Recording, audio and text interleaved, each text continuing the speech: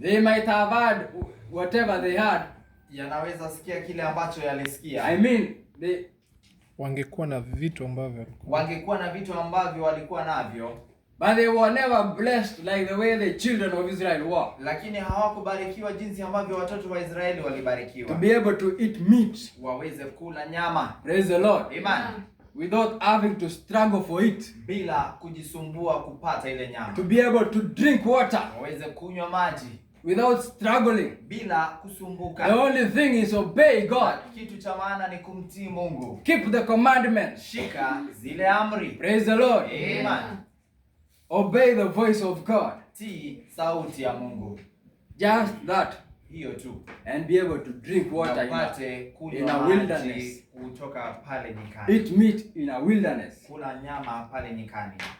Witness God dividing the Red Sea for you. Shuhudia Mungu akigawanya bahari ya Shamu kwa sababu yako wewe. Praise the Lord. Amen.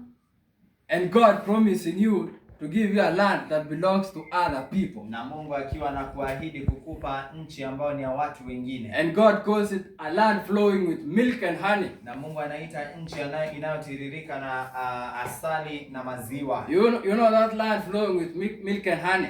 Ile nchi inayotiririka asali na maziwa. There were people living there. Kuna watu ambao waliishi kule. There were giants that inhabited those lands. Kuna majitu ambao yalikuwa yanamiliki nchi ile. Praise the Lord. Amen. But it didn't belong to the giants. Lakini hayakuwa yale majitu.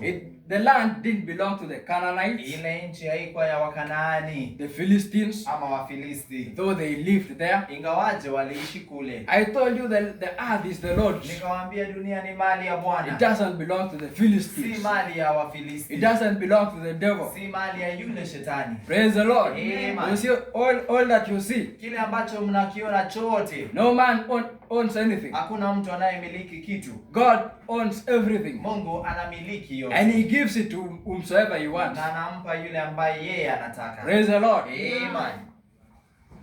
So